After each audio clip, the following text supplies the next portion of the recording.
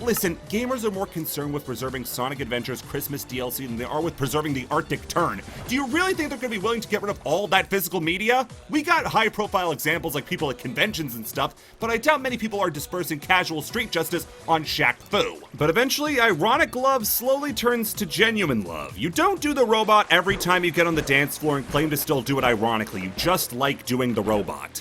People latched onto Shaq Fu as a so bad it's good game, where the enjoyment wasn't from the game itself, but instead making fun of it. And someone realized that there might be gold where everyone else was mining for diesel. 2014, I was still in middle school, final year, and I was walking to the library because I was a pimp, and I saw something on my feed in YouTube. It was a trailer for Shaq Fu 2? That was the game Stuttering Craig said was bad! I was enraptured. They were actually gonna make a sequel to Shaq Fu! Or rather, they wanted me to do it! Yeah, it wasn't an announcement for Shaq Fu 2, it was an announcement for the Shaq Fu 2 Indiegogo campaign. That's right, Shaqtus apparently didn't have enough loose change in his couch to cough up for the game's $450,000 price tag. Leave it to the memers who wanted the game to get the job done! There was no price tag too high. Or rather, exactly $458,884 was high enough because that's how much Shaq Daddy got from us. What did your pennies on the dollar get you? Oh, all sorts of fun and unique things! For $20, you got entered in a Shaq Fu tournament for the chance to win $25,000 if you could take down the Big Agave. This never happened. $25 got you lifetime access to every piece of DLC the game ever got. It got one. $35 got you an exclusive character to use in both the game's story mode as well as its co-op and versus mode. None of those things happened. Looking back at this Indiegogo campaign now after having played the game seems like the ramblings of a kid who was just running through a candy store, super excited to put everything in his basket. And it will have a character creator and destructible environments. You can play as all the bosses, and there will be a power-up for every one of Shaq's nicknames. Have you ever actually read that list? That's a tall order. Final Fantasy. This game promised a lot, and by the end of its campaign, it became time to pay up. The people paid for the game, and now it's time for Mad Dog Games and Big D's Studios to make it happen. And then for the next 2 years, silence. Shaq Fu had gone into hiding. Neither hide nor hair were ever seen for the longest time. Vague posts on the Indiegogo page would let people know that there wasn't some sort of, and why were players of NBA Playground getting it for free? Well, Mad Dog Studio were also working on that game, and it was a sports game without online play, which meant it had no purpose, so as a make-good, early adopters got Shaq Fu for free. Imagine smashing into somebody's car and as make-good you piss on all their wounds. But after canceling the Wii U, 360, and PS3 ports, Shaq Fu, A Legend Reborn would be released on June 5th, 2018, to a complete critical flogging. Critics may have been unusually kind to the original, but it looks like that kindness had entirely dried up by 2018 as this game was absolutely brutalized in the reviews. Especially sad when the tagline for the game was "Don't Fu It Up." So, now we're here. Shaq Fu 2 is now no spry spring chicken and just sort of exists. Nobody really talks about the original anymore, and without the original, there's not a chance anybody's talking about the decades-late sequel. But the game exists, and by the binding contract that I wrote in my own blood and signed in someone else's blood, I now have to talk about Shaq Fu, A Legend Reborn before the end of the year, or else, quote, bad news will happen, so let's rip this band-aid off. So the game starts with a well-animated cutscene describing Shaq's backstory, or Shaq's story, of him being a young Chinese rickshaw driver mocked for his size until coming under the tutelage of a gay pedophile Yeye.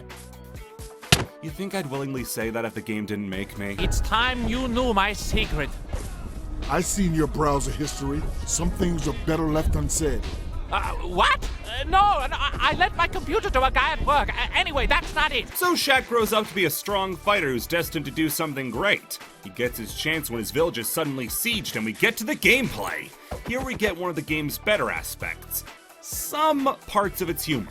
We'll get to the other side of that coin later on, but when the game just writes out jokes, they tend to be funnier. Use the arrow keys to move! Duh, another awkward-looking, hastily edited enemy with a ranged weapon and horns. Weird. Is there a pattern here? Nah. You're probably wondering what you can buy with all those coins you've been collecting. Nothing. You can't buy anything. They have absolutely no point at all. Well, Jesus, game, just come out and say it. So anyway, we learned the lay of the controls here. Arrow keys to move, duh.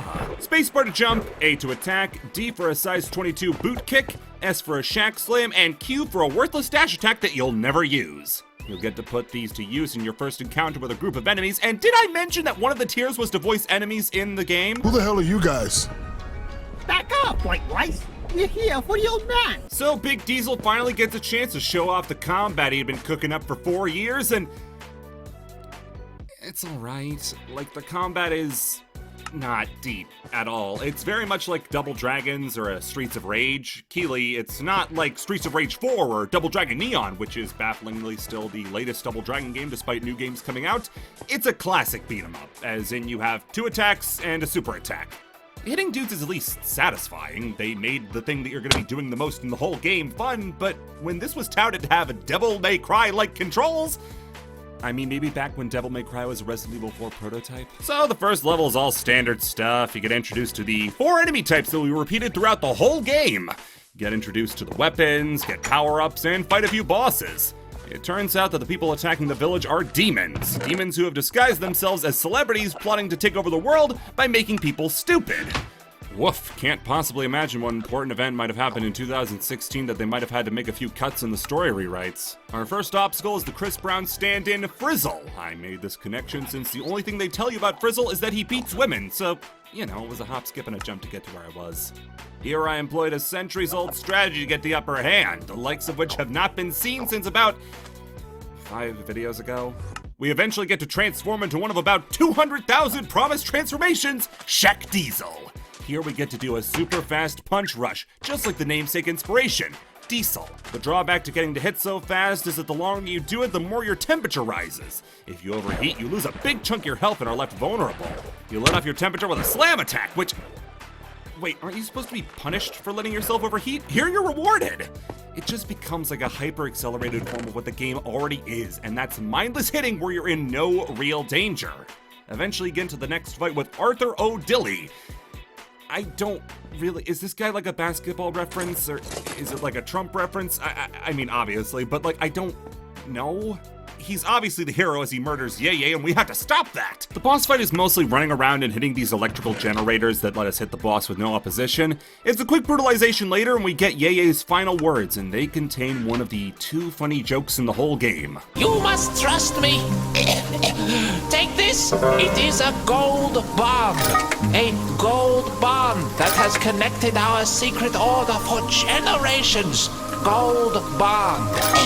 Why do you keep saying gold bond? We're off on a globe-trotting adventure to kill all the celebrities making the world dumber, starting with Babyface, who is a Justin Bieber parody. So it's funny that this game started development in 2014, was rewritten sometime in 2016 to 17, and was released in 2018, and at no point did anyone realize that a Justin Bieber joke was years past its sell-by date. And his level is about people getting addicted